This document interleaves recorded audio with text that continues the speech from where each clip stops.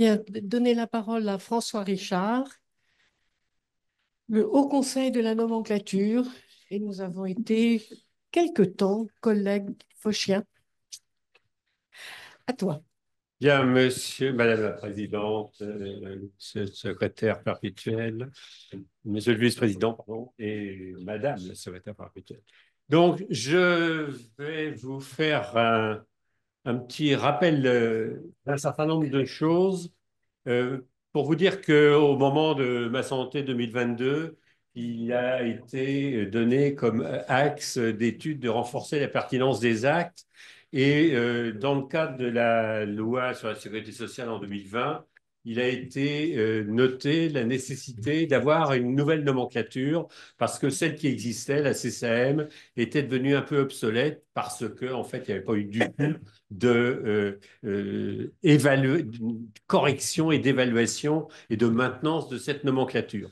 Et donc, la loi a créé le Haut Conseil des nomenclatures, d'une part, et quelque chose de très important, la possibilité de faire non pas une inscription sur la CCAM définitive, comme c'était jusqu'à présent le cas, mais aussi de faire des inscriptions provisoires pour un temps donné limité et avec la possibilité de faire des registres pour justement évaluer cette inscription provisoire. L'objectif étant d'inscrire plus vite les actes et de soutenir l'innovation au bénéfice des patients. On ne connaît pas bien la nomenclature si on ne connaît pas l'histoire, c'est un principe général, ça. Et je vous rappelle qu'avant, c'était la NGAP, et que la NGAP, il n'y avait aucune évaluation organisée au moment de la NGAP, et que la NGAP, c'était un marchandage de tapis entre les professionnels, la CNAM et le ministère. Et en 1985, il y a un certain nombre de gens un peu innovants dont j'ai mis les noms ici, qui est partie du groupe Image, qui ont réfléchi et qui ont abouti à ce qui a été le PMSI pour les hôpitaux, puis pour les établissements privés après l'expérience dans Languedoc-Roussillon.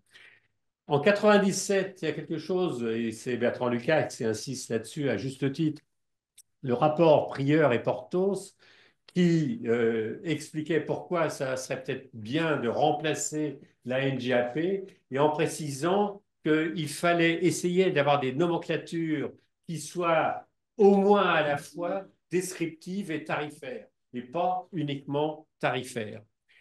Il y a eu deux femmes remarquables, Sylvie Albaret et Annie-Agnès Matin à la CNAM, qui ont travaillé là-dessus entre 1997 et 2004.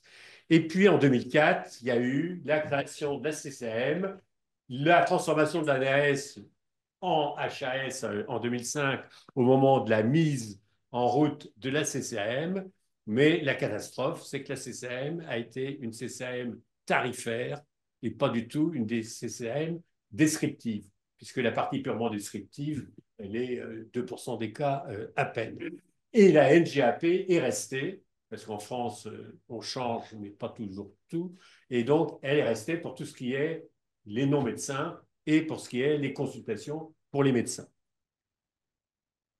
Deuxième chose intéressante, en 2005, Yvan Merlière et Bertrand Lucax ont mis au point, à partir de l'urologie, sur la base de données des malades porteurs d'adénome et de cancer de prostate, Observapur, qui est quelque chose où ils ont essayé de scinder, de rapprocher le SNIRAM à l'époque, qui était ce qui est devenu le CNDS puis, qui était la connaissance de toutes les prestations remboursées. Ça, c'est une diapo que j'ai fauchée à Bertrand.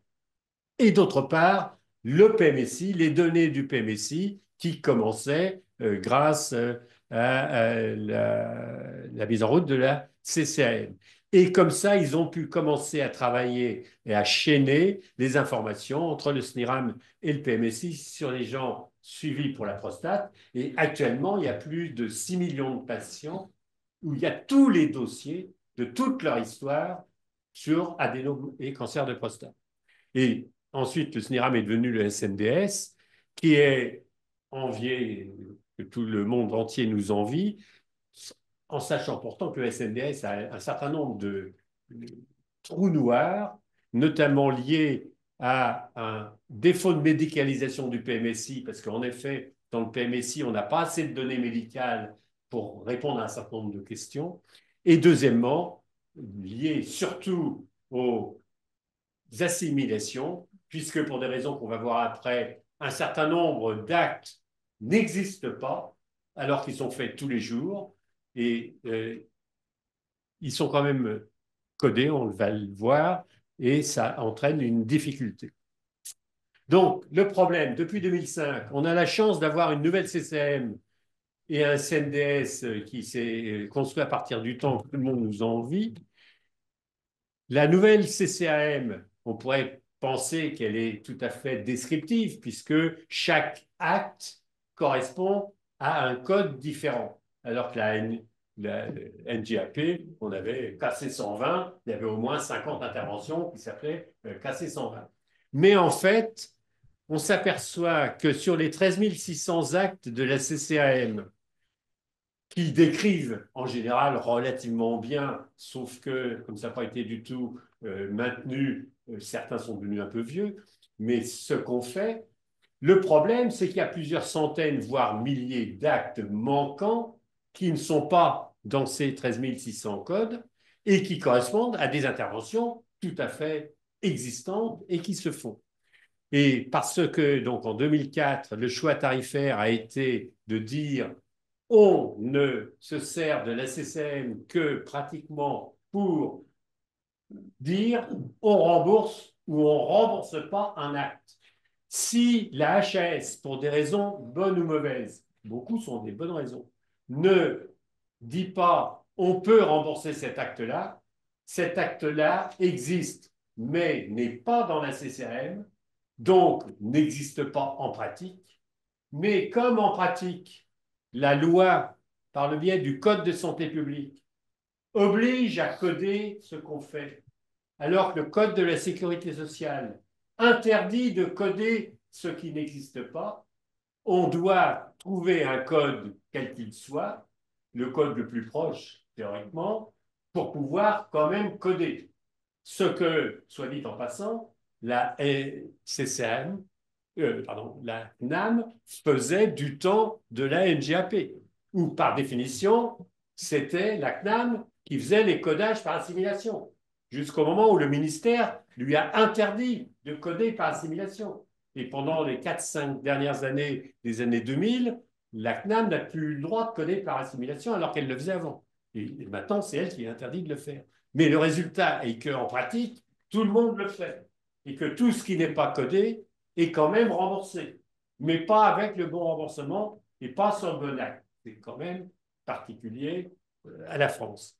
Et donc, la HAS s'est basée sur la notion de service médical rendu, qui est un concept particulier parce qu'il est comparateur à autre chose. Cette autre chose, suivant que ça existe depuis 15 jours avant ou depuis 20 ans avant, ne permet pas de comparer véritablement les choses. Et c'est la difficulté où on a des ACMR 2 parfois 5, pour des choses, des techniques qui sont totalement identiques, mais simplement on les a comparées à des temps différents, à d'autres. Donc, voilà où est le problème. Deux diapos prises également à Bertrand Lukács, parce qu'elles sont très explicites. C'est la vraie vie de l'innovation de nouvelles techniques, d'un nouvel acte. Il y a une première phase qui est la recherche et développement et qui aboutit au brevet, publication, mise sur le marché, tout ce que vous a raconté Hubert. La deuxième phase, c'est à partir du moment où la technique existe déjà, a déjà été faite, a déjà un certain nombre d'histoires, c'est quel est son SMR étudié par la HAS. Et puis la troisième phase, c'est une fois que la HAS a donné son avis, en moyenne entre 2 et 10 ans après la demande, il y a la troisième phase qui est est-ce qu'on l'inscrit sur la CCM, est-ce qu'il y a un accord de remboursement ou pas. Donc, la première phase, c'est la jungle, c'est extrêmement difficile. Ça explique pourquoi plein de personnes, soit des chirurgiens, soit des industriels, abandonnent à un moment donné les recherches. Et surtout, ce qu'il faut savoir, c'est que par définition, même pendant toute la phase, même pour les études les plus pertinentes, avec des études randomisées et des dossiers parfaitement tenus, il n'y a aucune traçabilité des actes innovants, nouveaux, en cours d'expérience, parce qu'on les a sur les bases de données de l'étude du service Intel, machin, mais nulle part ailleurs. Ça, faut le savoir. Deuxième phase, la phase au moment où les praticiens disent on va demander à la HAS son avis pour savoir si on peut être inscrit, remboursé, etc. L'HAS, son rôle, c'était contribue par ses avis à éclairer la décision publique pour optimiser la gestion des biens et services remboursables. Donc, sous-entendu en français, on paye ou on ne paye pas. Donc, l'HAS, elle peut donner des avis qui sont des avis favorables. Si l'HAS donne un avis favorable, ça part à la CNAM, on le verra tout à l'heure. Mais le problème, c'est que l'HAS, dans un grand nombre de cas, ne donne pas d'avis. Et pourquoi elle ne donne pas d'avis? Vous voyez que sur le schéma en bas à droite, il y a marqué sélection, programmation, cadrage, évaluation.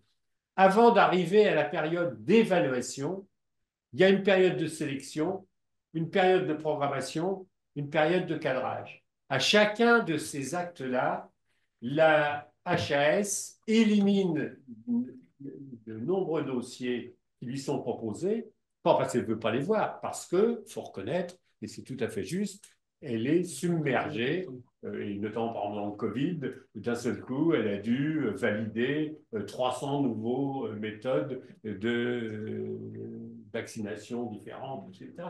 Donc, elle est surbookée, mais donc à chaque fois qu'elle ne répond pas positivement à une demande, la conséquence, c'est qu'il n'y a aucun codage par définition.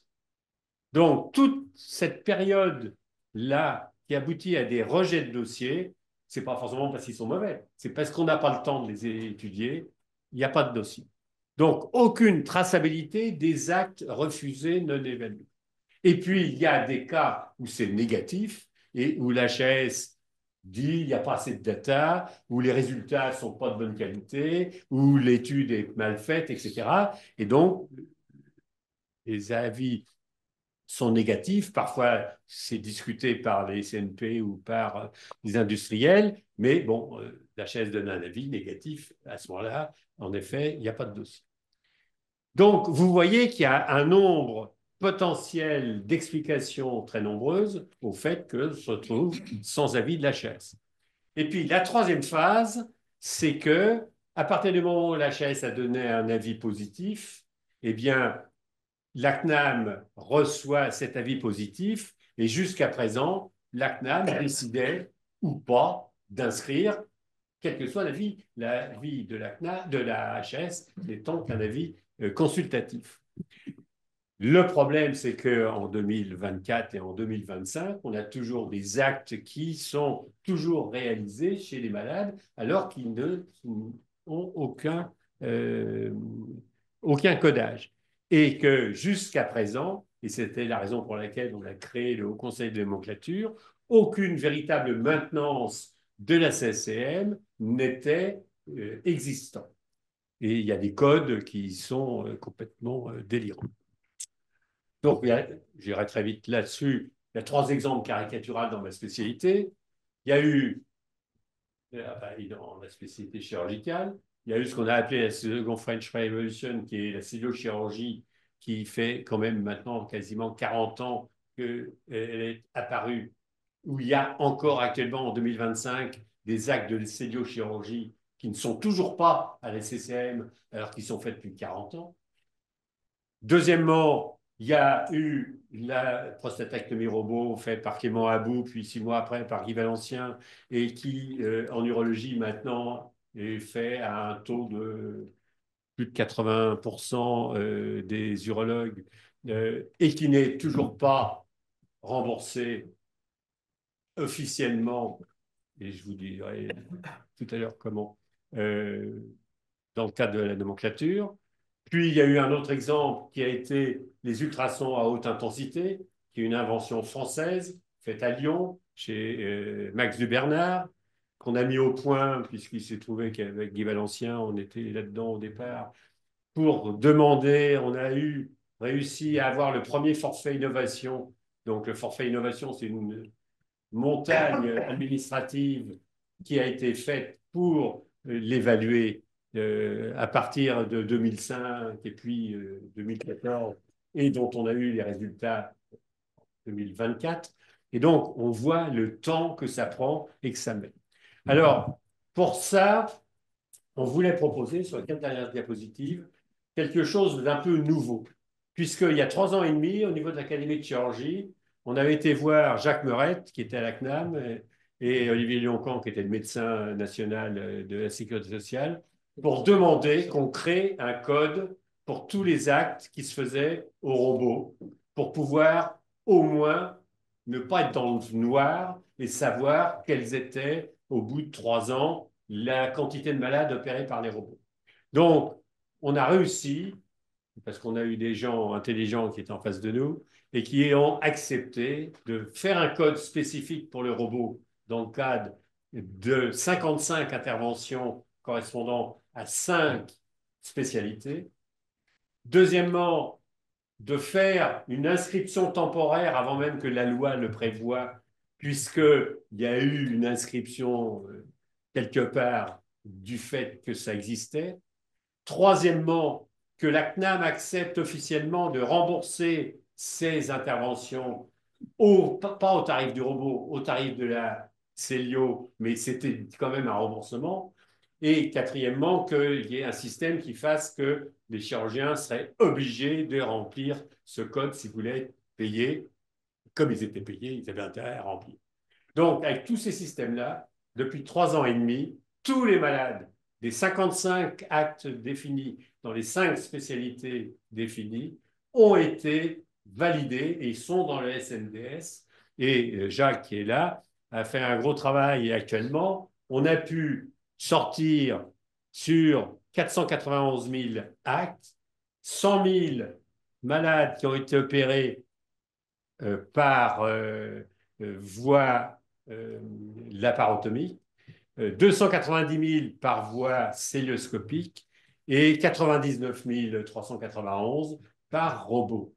Donc, on va pouvoir maintenant montrer ce qui a été fait et les résultats de ces interventions et donc donner à la HAS, puisque quand on est arrivé avec Christian Espagno à la tête du Haut Conseil, on a négocié le plus rapidement possible avec la HAS le principe que tout ce qu'on appelait des actes manquants, c'est-à-dire des actes qui sont faits de façon régulière par l'ensemble des chirurgiens en France et qui n'étaient pas dans la SCCM, on puisse avoir une procédure rapide de les inscrire à la nomenclature et donc on va proposer les actes faits au niveau du robot. Et ce qu'on va faire, c'est que tous les actes nouveaux qui actuellement sont faits au robot et qui ne sont pas dans ces 55 actes qui sont étudiés depuis 3 ans et demi, eh bien, on va les mettre dans un système des codes descriptifs, inscription provisoire, registre, pour faire la même chose dans 3 ans et demi. Et donc, à ce propos-là, on voulait proposer, et dans le rôle de l'Observatoire de l'Académie de chirurgie, que dès qu'un professionnel, un industriel, un établissement ou une tutelle évoque un nouvel acte chirurgical, médical, quel qu'il soit, on propose cet nouvel acte à l'association de la CNAM, enfin, sous l'égide de la CNAM,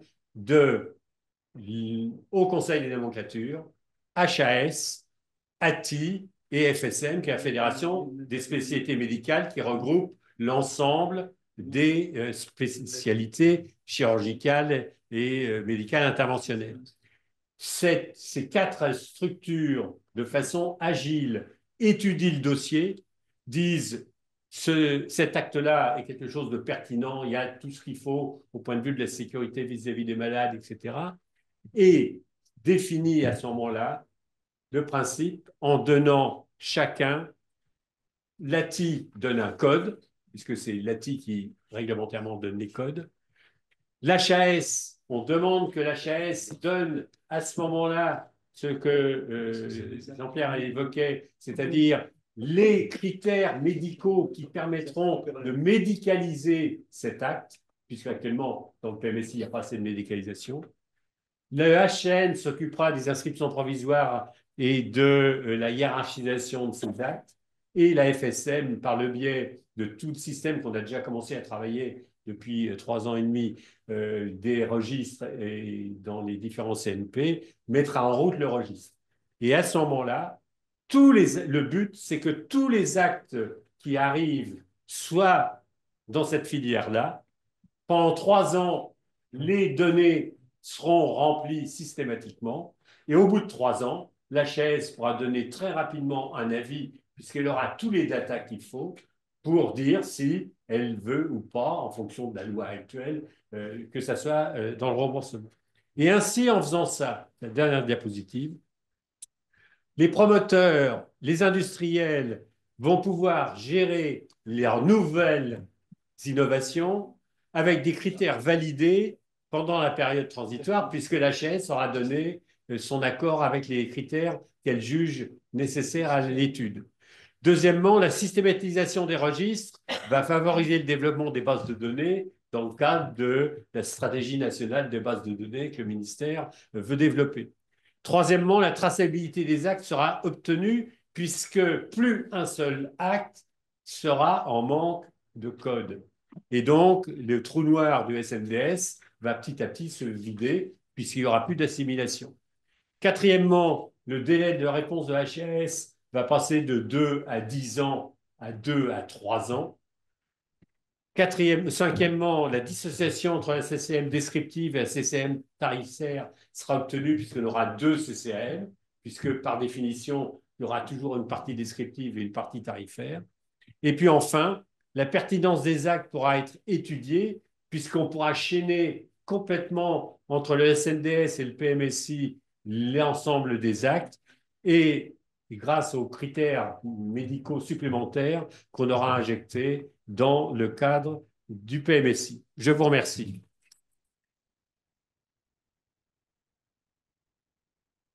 Merci beaucoup, François, pour ces apports.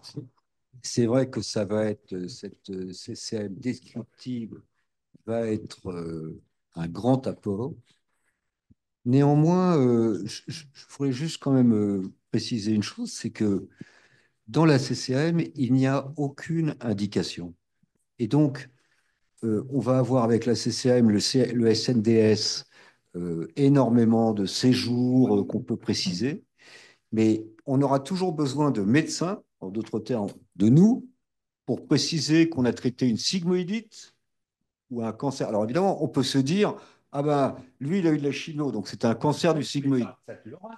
Tu l'auras. Oui, si non, mais dans les cadres des critères que tu mets l'indication, oui, c'est un problème. mais c'est aussi une façon pour les médecins de garder la maîtrise des choses. Parce que on sera quand même probablement à l'abri d'une situation où on nous dira, non, alors attendez, telle opération, on va moins la faire parce que finalement, Mais ça existe déjà. il y a des durées plus longues, etc. Non, mais... On pourra dire, non, attends, il faut quand même que les sociétés savantes, en tout cas ceux qui vont faire les évaluations, etc., puissent s'appuyer sur des données cliniques en disant, bah, ça c'était une grosse lésion, ça c'était une petite lésion, ça c'était en urgence, enfin voilà. Non, mais Tu vois, oui, voilà. évidemment. Je crois que il faut non, que mais les je pense que... médecins, et il ne faut pas s'imaginer que ça va se faire sans nous.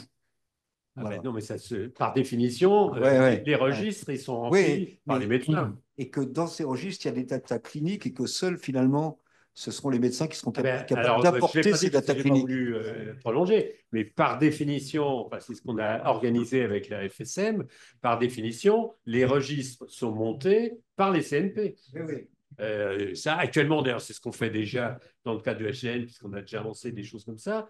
À chaque fois, c'est le CNP, avec les référents du HDN de la spécialité en cause, qui définissent le registre. Parce C'est que même oui, pas oui. nous, le HDN, Non, non, c'est mais le bien sûr. CNP. Non, mais ce que je veux dire, c'est que les datas d'indication de pathologies différentes, etc., il faudra qu'elles soient bien Que ce soit les incluses. spécialités Ouais, qui ouais. le font. Ça, Oui. c'est tout à fait d'accord. Question. Albert Oui. Claude. D'abord, je voudrais remercier François pour la lucidité de son analyse et sa franchise et sa description très, très profonde de la problématique de la nomenclature et de la zone grise qui persiste et qu'il faut absolument faire disparaître. Est-ce que, et c'est une question, quand on a, avec l'Académie de chirurgie, voulu dire qu'il fallait faire un observatoire national des pratiques opératoires innovantes, des pratiques opératoires, est-ce que depuis ce moment, on avait signé par le SGPI, est-ce que j'ai vu dans l'avant-dernière slide, tu as mis des pratiques médicales, des actes médicaux. Donc, c'est plus large que l'espace des actes chirurgicaux ou interventionnels. Hein. Oui, l'idée, c'est parce que la CCM, ça s'appelle C'est plus large. classification commune des actes médicaux.